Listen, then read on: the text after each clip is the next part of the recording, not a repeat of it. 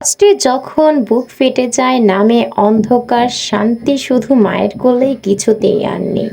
মায়ের ভালোবাসা এমন এক বিশাল আশ্রয় যা কখনোই ফুরিয়ে যায় না।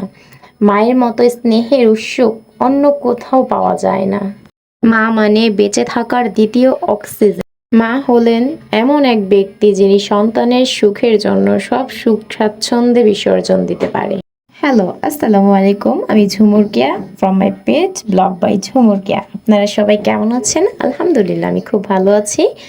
আজকে চলে আসলাম আপনাদের মাঝে আবারও আমার ডেইলি ব্লগ নিয়ে। আসলে প্রতিদিনই তো নিজে রান্না করি, রান্না করে খাই, বাচ্চাকে খাওয়াই, স্বামীকে খাবার দিয়ে দিই, এগুলো নিয়েই তো প্রতিদিনের ব্লগ। আসলে মেয়েদের কাজই এটা। আসলে যারা আমরা হাউস ওয়াইফ আছি, আমাদের এই কাজটাই প্রতিদিনের।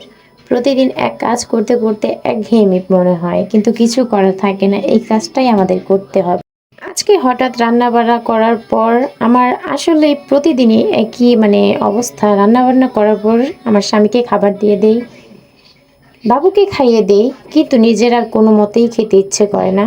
আসলে আমার নিজের রান্না আমার নিজের কাছে খুবই বিরক্ত লাগে, যদিও খাবার ভালো হয় আলহামদুলিল্লাহ, কিন্তু আম্মুর হাতের খাবার সেটা অনেক মিস করি। আগে কলেজ বা স্কুল যেটাই বলেন, যেখানেই যেতাম কেন না, দুপুরবেলা বাসায় এসে গোসল করে অথবা গোসল না সেরেই বাবাকে বলতাম খাবার দাও। আব্বু তখন খাবার দিয়ে দিতেন প্লেটে বের করে। আব্বু কিন্তু নিজের মুখ দিয়ে বলতেন না যে খাবার কেন বের করে দিব বা নিজের হাত দিয়ে খাও, অথবা গোসল করলে না কেন, খাবারটাকে কেন খাবা, এরকম একটা পরিস্থিতি গিয়েছে। কিন্তু এখন স্বামীর বাসায় নিজের রান্না করতে হয়, প্লাস সবাইকে স্বামী বাচ্চাকে খাবার খাইয়ে তারপরে ঘর বাড়ি পরিষ্কার করে সব কিছু আর কি একসাথে নিজেই করতে হয়। কিন্তু তখন আর খাবার খাওয়াটার ইচ্ছেটা আর থাকে না খাবার খাওয়ার। কি আর করার, মেয়েদের জীবন এরকমই একটা জীবন। দুপুরবেলা যখন খাবার রান্না বান্না শেষ হয়ে গেছে, তখন আম্মু ফোন দিয়েছে যে তুমি খাওয়া দাওয়া করেছো?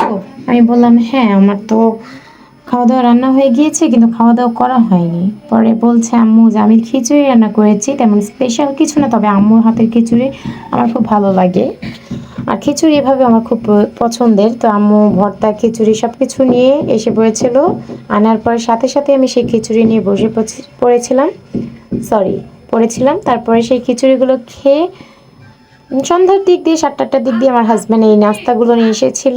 যেহেতু আম্মু বাসায় এসেছে, আম্মু না আসলেও আমার জন্য নাস্তা নিয়ে আসে আমার হাজব্যান্ড কিছু না কিছু। তো সেদিনে এই পিঠাগুলো নিয়ে এসেছিল একটা গাড়ি থেকে। পিঠাগুলো অনেক হরেক রকমের পিঠা ছিল, সো সবগুলো নিয়ে এসেছিল কিছু কিছু টেস্ট করার জন্য।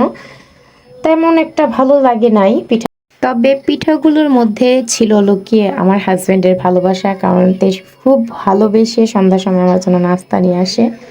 কারণ আমি অপেক্ষায় বসে থাকি সে কিছু না কিছু নিয়ে আসবে, আর যেদিন আমি কিছু বানিয়ে ফেলি ঘরে, সেই দিন আমি তাকে কল দিয়ে বলে দিই যে আজকে কিছু নিয়ে এসো না, আমি আজকে নাস্তা করব না, ঘরে কিছু বানিয়ে খেয়েছি, তোমার জন্যও রেখেছি।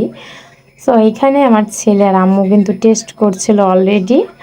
আর আমার হাজব্যান্ড ওয়াশরুমে ছিল, উনি আসলে আমি আসে একসাথে খাবো, এভাবে আর কি বসেছিলাম। পিঠাগুলো দেখতে যতটা সুন্দর ছিল, খেতে তেমন একটা ভালো ছিল না। এটা অনেক কষ্ট লেগেছে, কারণ এখানে প্রায় 150 টাকার মতো পিঠা নিয়ে এসেছিল, উনি বুঝতে পারে নাই। তারপরে যেহেতু সন্ধে হয়ে গিয়েছে, সারাদিন পার আমার সন্ধ্যের পর রান্না করতে হয়, চলে গেলাম কিচেনে। সব কিছু রেডি করে রেখেছিলাম, মাছ ভেজে নিয়েছি। মাছ ভাজার পরে এখানে পেঁয়াজ দিয়ে একটু কাঁচকলা দিয়ে ইলিশ মাছ দিয়ে রান্না করবো। কাঁচকলাগুলো সিদ্ধ করে তারপরে একটু হালকা হলুদ মরিচ দিয়ে তরকারি রান্না করেছি। তারপরেও যদিও একটু বেশি হলুদ মরিচ হয়ে গিয়েছিল, যাক তরকারি তবে খুব ভালো হয়েছিল। এই তরকারিটা আমি আগে পছন্দ করতাম না, কিন্তু এখন খুবই ভালো লাগে।